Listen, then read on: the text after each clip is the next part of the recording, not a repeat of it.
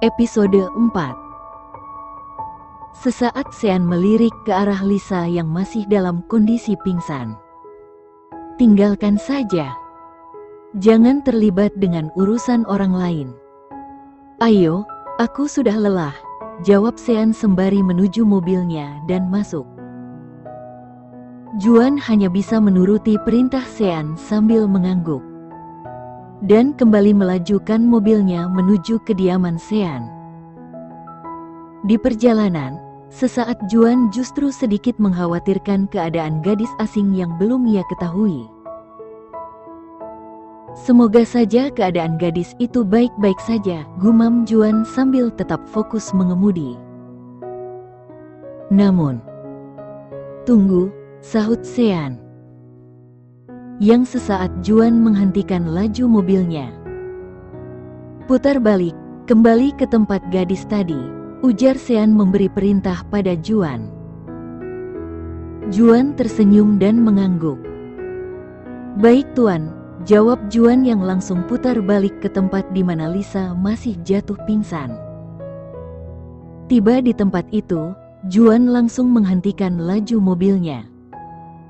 Masukkan gadis itu ke dalam mobil, sahut Sean kembali memberi perintah.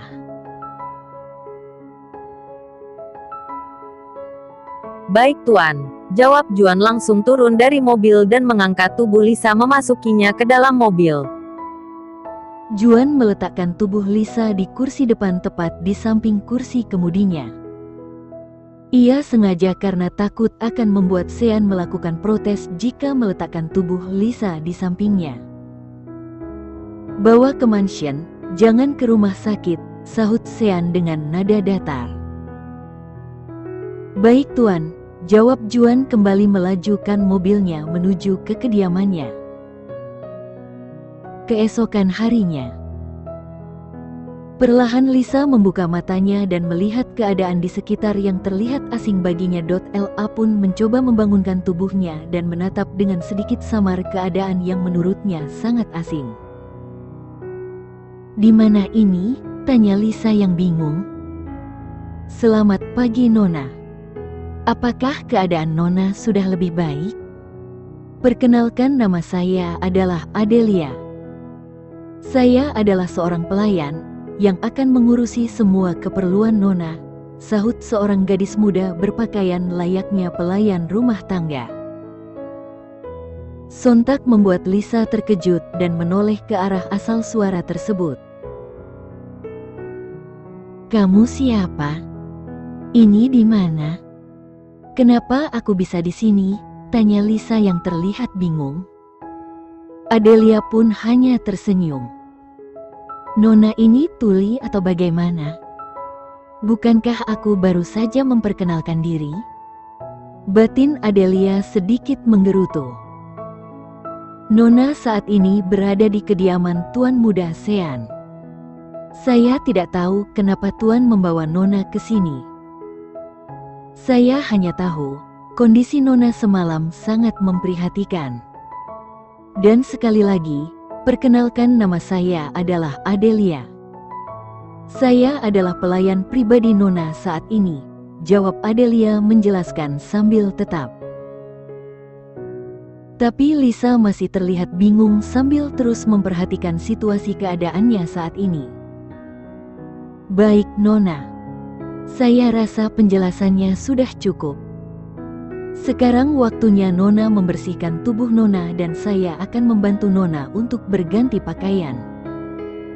Karena setelah ini Nona akan menemui Tuan Muda Sean di ruang makan, ujar Adelia kembali menjelaskan. Lisa pun hanya bisa menuruti perkataan Adelia. Setelah Lisa membersihkan tubuhnya, Adelia pun membantu Lisa memilihkan sebuah dress cantik untuk ia pakai.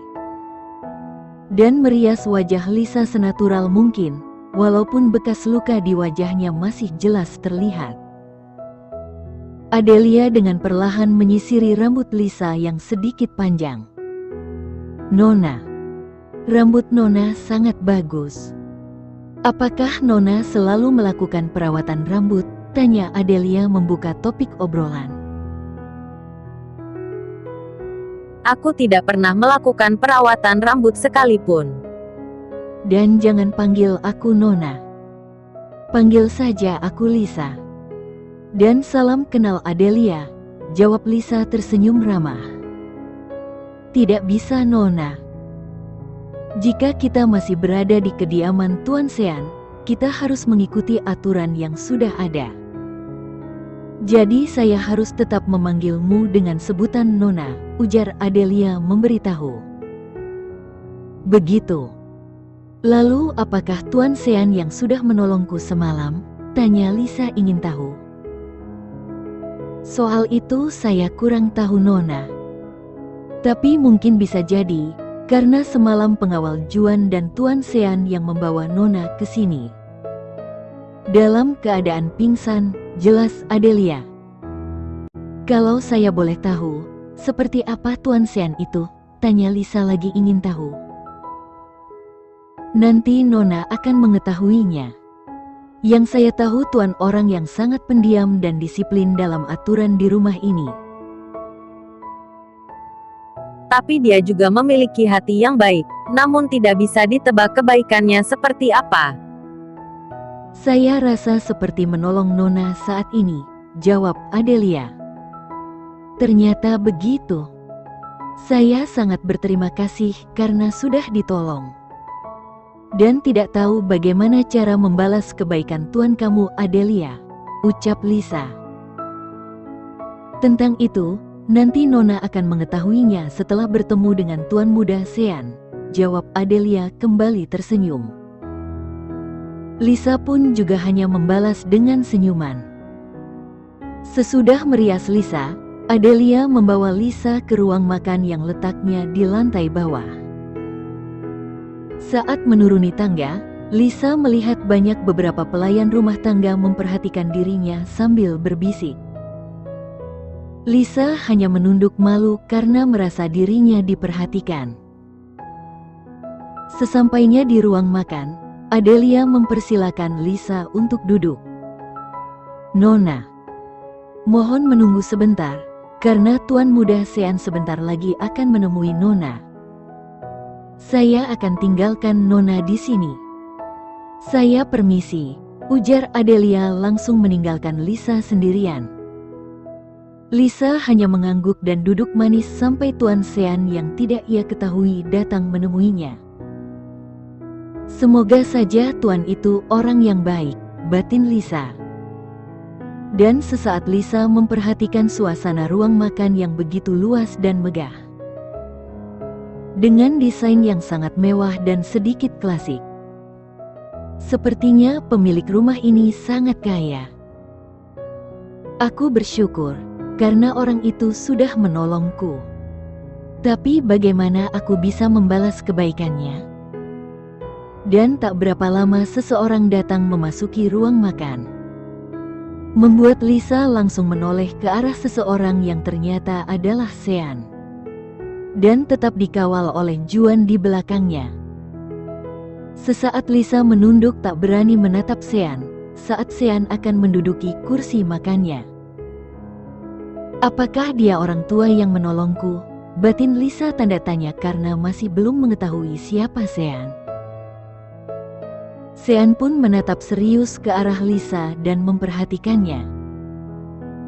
Wajahnya terlihat tidak asing, seperti aku pernah melihatnya. Batin Sean yang merasa pernah melihat wajah yang mirip dengan wajah Lisa sebelumnya. Apakah keadaanmu sudah lebih baik? Tanya Sean membuka topik obrolannya dengan nada wibawanya. Sesaat Lisa pun menoleh ke arah Sean. Sudah paman, jawab Lisa mengangguk pelan. Mendengar Lisa memanggilnya paman, Sean pun mengernyitkan tatapannya. Paman, memangnya aku sudah setua itu? Batin Sean nyeloteh. Siapa namamu? Tanya Sean lagi. Nah, nama saya Lisa paman, jawab Lisa kembali menunduk. Maaf Nona, sebaiknya Nona jangan memanggil kata paman pada Tuan. Sebab, Sahut Juan yang tiba-tiba menyela karena Lisa memanggil Sean dengan sebutan paman, dan ia ingin memberitahunya bahwa Sean adalah orang yang menolongnya. Namun Sean dengan cepat menahan Juan agar tidak memberitahu siapa dirinya. Ya sudah, sebaiknya kau sarapan dulu. Setelah ini Juan akan mengantarmu pulang, ujar Sean sembari menyuruh Lisa untuk mulai sarapan. Maaf Tuan. Sebelumnya saya ingin berterima kasih pada seseorang yang sudah menolong saya. Tapi saya tidak tahu siapa orangnya. Saya harap Tuan bisa menyampaikan pada orang yang sudah menolong saya dan membawa saya ke sini, sahut Lisa dengan polosnya karena merasa jika Sean yang ada di depan bukanlah orang yang menolongnya. Karena dia beranggapan jika Sean hanya salah satu keluarga seseorang yang sudah menolong dirinya. Juan pun hanya bisa tersenyum dengan ucapan kepolosan Lisa. Polos sekali gadis ini, apakah dia tidak menyadari jika Tuanlah yang sebenarnya menolong dia? Batin Juan merasa lucu dengan kepolosan Lisa. Baik, akan ku sampaikan, jawab Sean yang justru mengiyakan ucapan Lisa. Dan akhirnya mereka pun sarapan pagi bersama. Walaupun tanpa obrolan lagi. Di tempat lain, pria gendut mendatangi sebuah tempat dengan membawa beberapa orang bertubuh besar seperti preman. Tiba di sana, beberapa orang penghuni tempat tersebut mencoba menghalangi mereka. Namun si pria gendut itu justru menatap tajam dan menyuruh orang bertubuh besar tersebut untuk membereskan mereka yang menghalangi dirinya. Urus mereka, sahut si pria gendut memberi perintah pada orang suruhannya. Mereka pun langsung menuruti dan langsung menghajar yang berusaha menghalangi mereka. Perkelahian pun terjadi di antara mereka.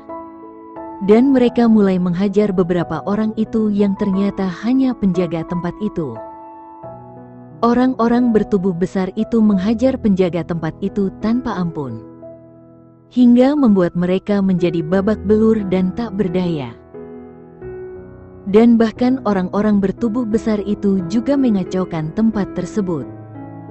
Dengan mengobrak-abrik dan menghancurkan semua fasilitas di tempat yang sebenarnya adalah tempat hiburan malam untuk menengah ke bawah. Mendengar suara keributan dari luar, seseorang pun datang menghampiri mereka yang tak lain adalah sang mucikari. Wanita yang sudah menjajahkan Lisa pada si pria gendut tersebut. Wanita itu betapa terkejutnya kala melihat tempat miliknya telah dihancurkan dan berantakan oleh si orang-orang suruhan si pria gendut. Apa-apaan ini? Apa yang kalian lakukan pada tempatku? Tanya wanita bernama Clara yang langsung menunjukkan ekspresi terkejut dan marah. Si pria gendut itu pun langsung menghampiri Clara, yang Clara tak menyadari akan kemunculan si pria gendut. Kenapa? Apa kau ingin melakukan protes? Sahut pria gendut menatap tajam. Clara pun menoleh ke arah si pria gendut dengan menatap bingung, karena melihat kondisi si pria gendut. Akibat yang dilakukan Lisa padanya, membuat si pria gendut mengalami cedera kepala yang cukup serius. Dan harus menerima beberapa jahitan atas cedera yang dialaminya. Tuan, kenapa dengan Anda? Tanya Clara terheran. Ini karena ulah Jaasteris Ang sialanmu. Dia sudah membuatku hampir mati. Dan sekarang dia sudah melarikan diri dariku. Di mana Jaasteris Ang itu sekarang? Jawab si pria gendut dengan emosi dan tetap menatap tajam. Clara kembali terkejut saat ia mendengar penjelasan si pria gendut itu. Ia tak menyangka jika si pria gendut justru berakhir dengan kondisi yang memperlihatkan. Dan tak mengira jika Lisa berani membuat si pria gendut menjadi cedera. Maaf Tuan. Dia tidak ada di sini. Aku tidak tahu kalau dia akan membuatmu seperti ini, jawab Clara apa adanya. Kalau begitu, kembalikan seluruh uangku. Aku sudah dirugikan oleh si Asteris Ang sialanmu. Dan aku juga minta ganti rugi pengobatanku karena dia, ujar si pria dengan tegas. Apa? Mana bisa begitu Tuan? Apa yang terjadi padamu? Ini di luar tanggung jawabku. Dan bukan urusanku. Kau tidak bisa meminta kembali uangmu, bahkan ganti rugi pengobatanmu, jawab Clara menolak dengan tegas. Seketika membuat si pria gendut itu pun langsung marah. Dan sebuah tamparan keras melayang ke arah wajah Clara. Plak. Hingga membuat Clara jatuh tersungkur akibat tamparannya yang cukup keras. Tanpa merasa kasihan, si pria gendut juga menarik rambut Clara dari belakang secara paksa. Hingga membuat Clara pun meringis kesakitan. Kau mau mengembalikan uangku, atau bisnis dan hidupmu akan berakhir sekarang juga. Aku tidak akan segan-segan menghabisi nyawamu, dan setelah ini akan kubakar tempat hiburanmu ini beserta seluruh karyawanmu. Tanpa sisa. Bagaimana? Ujar si pria gendut memberi ancaman dengan nada menyeramkan. Clara yang masih meringis kesakitan, justru menatap tajam ke arah si pria gendut. Merasa ia tidak takut dengan ancaman si pria gendut. Aku tidak akan mengembalikan uangmu. Apa kau pikir dalam jual beli ada pengembalian uang? Seharusnya kau terima saja.